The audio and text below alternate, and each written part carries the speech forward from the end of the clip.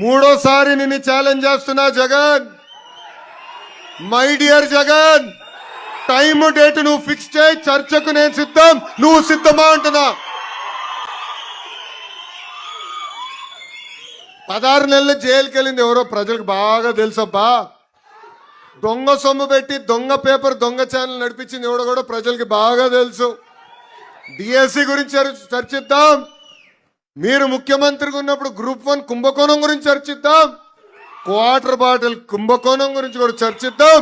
నేను రెడీ అని చెప్తున్నా. మొన్న ఛాలెంజ్ చేస్తే ఆయన పక్కన ఒక చెంచా బయటకు వచ్చాడు. అరే నేను ఛాలెంజ్ చేసింది మీ నాయకుడిని, దమ్ము ధైర్యం మీ నాయకుడికి లేదు, మధ్యలో నువ్వేడా వచ్చి నాకు ఛాలెంజ్ చేసేది. ఆయన ఛాలెంజ్ చేశాడు, నేను రెడీ అన్నా. అరే సిబిఐ ఎంక్వైరీ అంటున్నాడు. అరే సిబిఐ మీకు అంత ప్రేమగా ఉంటే ఎందుకు స్టే తెచ్చుకున్నావు అబ్బా బాబాయ్ హత్యలో? సిబిఐ నీకు అంత ప్రేమ ఉంటే నీ సొంత కేసులు ముందరికి వెళ్లకుండా కోర్టుకి వాయిదాలు ఎందుకు వేస్తున్నారా భయ్? అవన్నీ మాకు కంపడట్లేదా, మర్చిపోతామా అనుకుంటున్నారా? నేను మళ్ళీ ఛాలెంజ్ చేస్తున్నా, ఐఎమ్ రెడీ. మీరు రెడీనా అని అడుగుతున్నా. ప్రజల్లో కూడా మీరు చెప్పండి, టీచర్లు కూడా చెప్పండి. ఎందుకంటే పిల్ల వేశారు. ఆ పిల్ల ఏం రాశారంటే ఈ 16,000 మంది టీచర్లు ఎవరైతే వచ్చారో వాళ్ళు మొత్తం తీసేయాలంట. 16,000 మంది టీచర్లు తీసేయాలంట. దాంట్లో ఎక్కువ నష్టపోయేది మన కర్నూలు జిల్లా. ఇది ప్రజలకి తెలియజేయాల్సిన బాధ్యత ఇక్కడున్న కార్యకర్తలందరిపైన ఉంది. ఆ పార్టీకి ఒక జబ్బు కూడా ఉందండి. ఆ జబ్బు పేరు తెలుసా మీ అందరికీ? సిసిడి. ఏంటిది? క్రెడిట్ చోరీ డిసార్డర్. క్రెడిట్ చోరీ జబ్బు. గూగుల్ మనం తీసుకొస్తే ఆయన అంటాడు నేను ఆల్రెడీ మాట్లాడాను, డావోస్తో కలిసిన గూగుల్ నేనే తీసుకొచ్చినాడు. మళ్ళీ 5 సంవత్సరాలు ఎందుకు తీసుకురాలి రబి? దాని తర్వాత ఆసిల్లర్ మిత్తల్ అని ఒక పెద్ద స్టీల్ ప్లాంట్ తీసుకొచ్చాం. పాపం ఆ కంపెనీకి తెలిసిన వ్యక్తి ఆదిత్య మిత్తల్, ప్రమోటర్ నాకు బాగా తెలుసు, ఒక జూమ్ కాల్లో క్లోజ్ చేశారు. అయిపోయింది, వచ్చారు. అది బయటకు వచ్చింది న్యూస్. ఈ మహానుభావుడు ప్రెస్ మీట్ పెట్టి అది రాదు, పక్క రాష్ట్రానికి వెళ్ళిపోయింది, వీళ్ళు ఒకే దుష్ప్రచారం చేస్తున్నారు, అది రానే రాదు రబి అంటాడు. తీసుకొచ్చావు, శంకుస్థాపన అయింది, నేను తీసుకొచ్చానంటాడు. ఇట్లనే కానిస్తే, ఇట్లనే మనం ఊరుకుంటే August 15th వచ్చినప్పుడు చెప్తాడు. ఏం చెప్తాడంటే మా తాత పోరాడాడు రబ్బాయి స్వాతంత్రానికి, గాంధీ తాత కన్నా మా తాత గొప్పవాడు, మా తాత వల్లే స్వాతంత్రం వచ్చిందని చెప్తాడు. ఇది క్రెడిట్ చోరీ డిసార్డర్ అంటే. ఇప్పుడు భోగాపురం పైన కూడా బయలుదేరాడు. 5 సంవత్సరాలు ఏం పనులు చేయాలా, పట్టించుకోవాలా, కనీసం ఒక్కసారి వెళ్ళి చూడలా. ఇప్పుడు ఎయిర్పోర్ట్ అయిపోయింది, ప్రధానమంత్రి గారు వచ్చి ఓపెనింగ్ వస్తుంటే ఇప్పుడు బయలుదేరాడు మహానుభావుడు. అందుకే ఆ జబ్బు ఉంది పాపం. లండన్ మందులు సరిగ్గా పనిచేయట్లేదు ఈ మధ్యన. ఇదంతా ప్రజలకి తెలియజేయాల్సిన బాధ్యత ఇక్కడ అందరిపైన ఉంది. ఎందుకంటే పని చేస్తాం ఎంత ముఖ్యమో మన చేసిన పనులు ప్రజలు తెలియజేయాలి. మన అనేక సంస్కరణలు తీసుకొస్తున్నాం, అది మనం తెలుసుకోవాలి, ప్రజల దగ్గరికి వెళ్ళాలి, ప్రజల్లో చైతన్యం తీసుకొచ్చే బాధ్యత మనందరం తీసుకోవాలి. నైనా ఇక్కడ ఆగండి పోలీస్ సోదరులా, నైనా ఎందుకు వదిలేయండి, ఎందుకు కంగారు పడతారు? మీరు కూల్గా ఉండండి, ఎందుకంత పడతారు?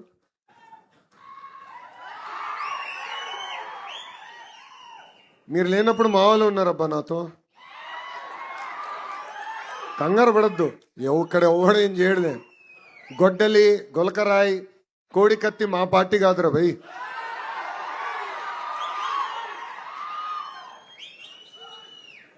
ఇక్కడున్న కార్యకర్తలందరికీ ఒక పిలిపిస్తున్నా. ఇప్పుడు డోర్ టు డోర్ కార్యక్రమాన్ని మనం చేపట్టాలన్నాం. మెటీరియల్ అంతా మీకు అందజేశాం. మీరు మీ బూత్లో నాయకత్వం వహించండి. ప్రతిరోజు 30 గడుపులు ఓర్పు సహనంతో వెళ్ళి మాట్లాడాలి, చేసిన మంచి పనులు చెప్పాలి. దాని తర్వాత వాళ్ళు ఏమైనా అడిగితే ఆ ఫీడ్బ్యాక్ రాసుకోండి. ప్రోగ్రామ్ మొత్తం అయిన తర్వాత మై టీడీపీ ద్వారా మిమ్మల్ని అడుగుతాం ఫీడ్బ్యాక్. అయ్యా మీ బూత్లో ఏమన్నారు ప్రజలు, ఎక్కడ బాగా చేస్తున్నాం అని చెప్పారు, ఎక్కడ మనం ఇంకా చేయాల్సి ఉంది అని ప్రజలు వివరిస్తున్నారు, ఏం చెప్పారో మేము తెలుసుకుంటాం. ఆ యాప్ ద్వారా మేము తెలుసుకుంటాం. దయచేసి ఈ కార్యక్రమం మనం అందరం జయప్రదం చేయాలి, అందరం కష్టపడాలి. ఎందుకంటే నేను చెప్పా, మన నియోజకవర్గం 50-50, అంటే 50% సార్లు గెలిచాం, 50% సార్లు ఓడిపోయాం. దానికి కారణం మనమే, మన నిర్లక్ష్యమే, ప్రజల్ని తప్పడతాం కాదు. 1980 తర్వాత గెలవని నియోజకవర్గంలో నేను పోటీ చేశా స్వామి, మంగళగిరి. 2019లో నేను ఓడిపోయా, 5300 ఓట్లతో ఓడిపోయా. 5 సంవత్సరాలు నేను వదిలిపెట్టలేదే, నేను వేరే కాన్స్టిట్యున్సీకి వెళ్ళలేదే. అయ్యా కంచుకోట ఎక్కడుంది, విశాఖపట్నంకి వెళ్దామా, కుప్పంకి వెళ్దామా, లేదంటే పక్కనున్న పెనమలూరుకి వెళ్దామని నేను చూడలా. ఎక్కడ ఓడిపోయాను అక్కడనే ప్రజల మనసు గెలుచుకుని గెలవాల లక్ష్యంతో పనిచేశా. ఆంధ్ర రాష్ట్ర చరిత్రలో టాప్ 3 స్థానంలో 91,000 మెజార్టీతో మంగళగిరి నేను కైవసం చేసుకున్నాను. అదే కార్యకర్తలు, అదే నాయకత్వం. కొత్త నాయకులు రాలా, కొత్త కార్యకర్తలు ఆ సమయం లేరు. ఉన్న నాయకత్వం, ఉన్న కార్యకర్తలే ప్రజల దగ్గరికి వెళ్ళారు. కరెక్ట్గా లోకేష్ 23 రోజుల ముందర వచ్చాడు. లోకేష్ ఏంటో మీకు అర్థం వల్ల, మీ సమస్యలు మావాడికి అర్థం వల్ల ఓడిపోయాం. 5 సంవత్సరాలు కష్టపడ్డాం, అనేక సంక్షేమ కార్యక్రమాలు చేసాం. గుర్తుపెట్టుకోండి, ప్రతిపక్షంలో ఇంత కష్టపడ్డామంటే అధికారంలోకి వచ్చిన తర్వాత ఎంత కష్టపడతాం, ఎంత మంచి పనులు చేయగలుగుతామని ప్రజలందరికీ వివరించారు. నేను డోర్ టు డోర్ తిరిగా, దానివల్లనే అంత మెజార్టీతో నేను గెలిచా. ఇక్కడ కూడా మనందరం కష్టపడాలి. మళ్ళీ చెప్తున్నా, పార్టీలో నాయకులం మేము శాశ్వతం కాదు. తెలుగుదేశం పార్టీ అనేది శాశ్వతం, పార్టీ వ్యవస్థ అనేది శాశ్వతం. ఆ పార్టీ బలోపేతం కోసం మనందరం కష్టపడాలి, అందరం కృషి చేయాలి. అంతేగాని ఎవరు ఉంటాడు ఆయన చెప్తే పదవులు వస్తాయి అనుకుంటే మటుకు చాలా ఇబ్బంది పడతాం మనం. పనిని నమ్ముకోండి, డోర్ టు డోర్ కష్టపడండి, మిమ్మల్ని ఎత్తుక్కుంటా వచ్చే బాధ్యత నేను తీసుకుంటానని కార్యకర్తలందరికీ మళ్ళీ తెలియజేసుకుంటూ, ప్రభుత్వ కొనసాగింపు గురించి ఇప్పుడే భరత్ గారు కూడా మాట్లాడారు. ఇది చాలా చాలా అవసరం. మనకి ఓటమి కొత్త కాదు, గెలుపు కొత్త కాదు. ఓడిపోయినప్పుడు అందరు బాధపడతాం, గెలిచిన తర్వాత అల్సట్ అనండి, అలకనండి, ఏముందిలే గెలిచిపోతాం అన్న అహంకారం అనండి, ఇవి వచ్చేస్తాయి. దానివల్ల మనం నష్టపోతాం కాదు, కార్యకర్తలు మనం నష్టపోతున్నాం. కేసులు పెట్టించుకుంటాం, కొన్ని సందర్భాల్లో మనం కొడతారు, కొన్ని సందర్భాల్లో మన ప్రాణాలు తీసేస్తారు. సో ఒక పక్కన మనం నష్టపోతున్నాం, ఇంకో పక్కన ఆంధ్ర రాష్ట్రం నష్టపోతుంది. ఈరోజు ఒక గుజరాత్ రాష్ట్రంలో అదే ప్రభుత్వం కంటిన్యూస్గా వచ్చేగల ఏ స్థాయిలో ఉందో చూడండి ఒక్కసారి.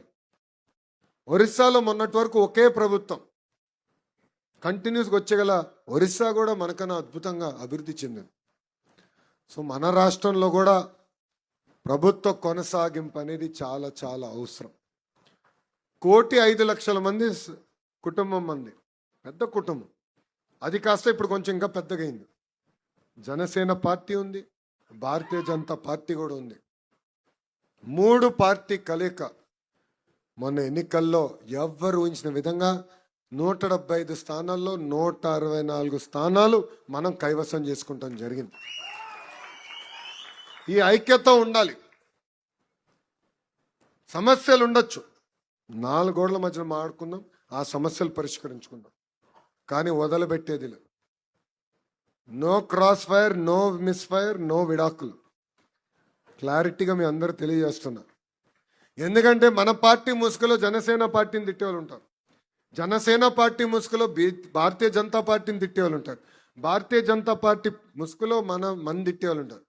సోషల్ మీడియాలో ఎన్ని చూసి మనం కంగారు పెట్టి మనం తిట్టుకుంటూ మనం కొట్టుకుంటే నష్టపోయేది ఆంధ్ర రాష్ట్రం, ఆంధ్ర రాష్ట్ర ప్రజలు.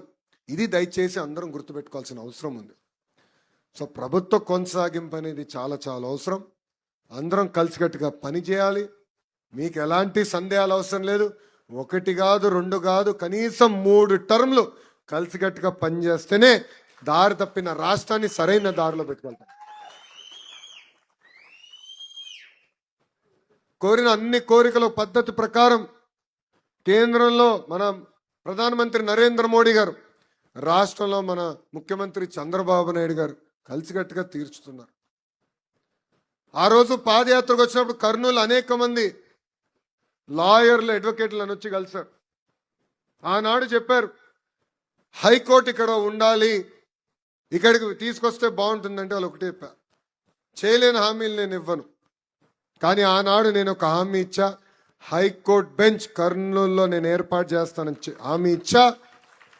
రాబోయే 90 రోజుల్లో హైకోర్టు బెంచ్ కర్నూలుకి తీసుకొచ్చే బాధ్యత మన ప్రభుత్వానికి.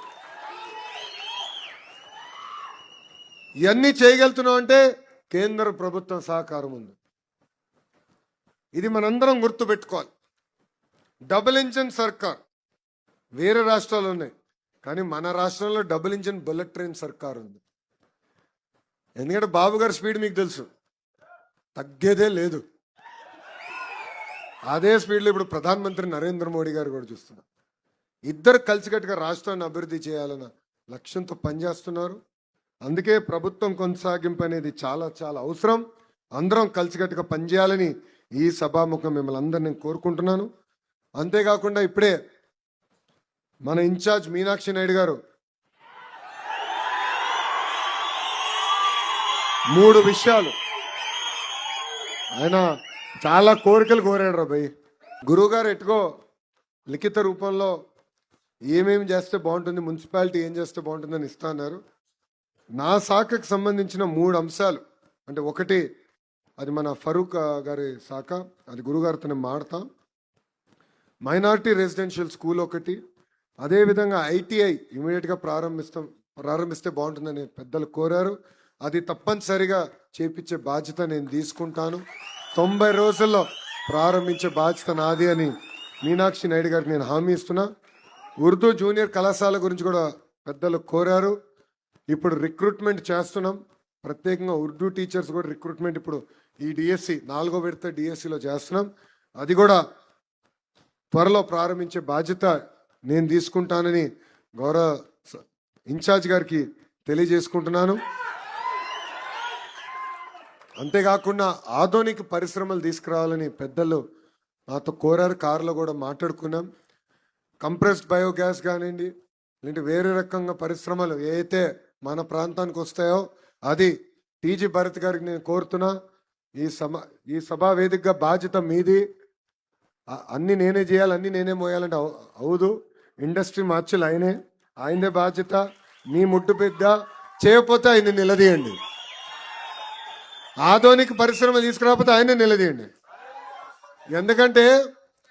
ఎందుకు చెప్తున్నానంటే ఇది మేమందరం ఎప్పుడు క్యాబినెట్ మీటింగ్లో పరిశ్రమలు వచ్చినప్పుడు నవ్వుకుంటాం.